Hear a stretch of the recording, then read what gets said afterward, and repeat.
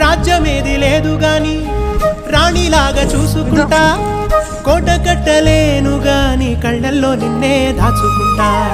రాత ఎట్లా రాసి ఉన్నా ఆ మార్చి నీతో రాసుకుంటా.